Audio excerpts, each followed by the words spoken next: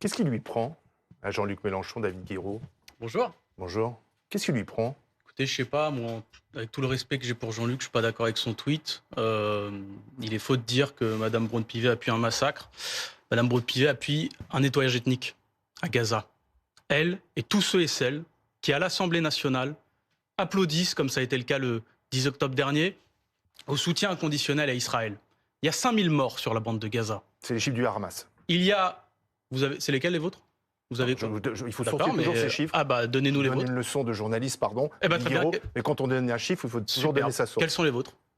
Pour l'instant, on n'a que cela. Donc, oui, et pourquoi? Des chiffres d'un mouvement Pourquoi? terroriste. Parce que les journalistes ne sont pas autorisés, notamment par l'armée israélienne, à aller sur le terrain, vu qu'ils sont en train de bombarder aveuglément tout le monde. Il n'y a pas de journalistes je veux libres à vous Gaza dire qu'aujourd'hui, ce qu'il se passe, gouverne. c'est qu'il y a un nettoyage ethnique qui est en cours. Il y a des gens qui sont complices de ça en France, qui appuient ça sur la ligne, qui n'est pas la ligne française, qui n'est même pas la ligne d'ailleurs vraiment d'Emmanuel Macron, que je critique, que je trouve beaucoup trop tiède, beaucoup trop timide, ils ne font pas entendre la voix du cessez-le-feu, mais qui n'est pas la ligne d'Emmanuel Macron, qui est une ligne différente de députés et de la présidente de l'Assemblée nationale qui disent soutien inconditionnel. Soutien inconditionnel à des crimes de guerre, soutien inconditionnel à un nettoyage ethnique. Ça, c'est ce qui est en train de se passer. Nettoyage ethnique, c'est un terme très fort. C'est l'ONU qui l'emploie.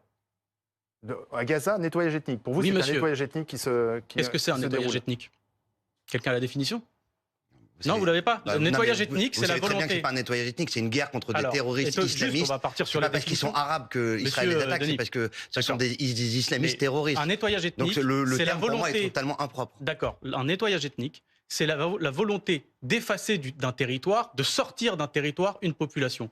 Quand vous sortez 1 million de personnes du nord de la bande de Gaza et que vous êtes en train de préparer le fait, en réalité, de dire que les 2 millions de Gazaouis doivent être exfiltrés vers les autres pays arabes, c'est la définition pure et parfaite d'un nettoyage ethnique. C'est pour pouvoir attaquer le Hamas et éviter les victimes civiles. C'est faux. Là, vous êtes dans un contresens total. Non, c'est un mensonge.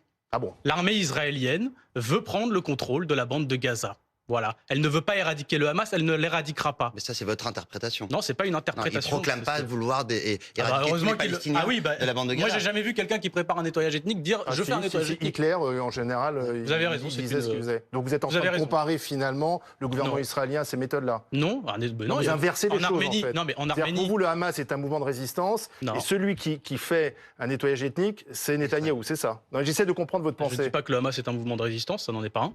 Ah bah vous ne le dites pas, vous, mais chez vous, certains le disent. Non, mais je vous le dis, ça n'en est pas un. Et je vous le répète, mais parce que vous n'avez pas l'air de vouloir le comprendre, la définition pure et parfaite d'un nettoyage ethnique reprise par la rapporteure spéciale de l'ONU dans les territoires occupés. C'est pas moi, c'est l'ONU. Donc vous dites à Emmanuel Macron qui arrive sur place, ne suivez pas la ligne Netanyahou, c'est ça? Ne suivez pas la ligne Braun-Pivet ni Netanyahou, parce que le problème, c'est qu'aujourd'hui, on a des responsables français, dont M. Amiel en est un des représentants, qui applaudissent au soutien inconditionnel.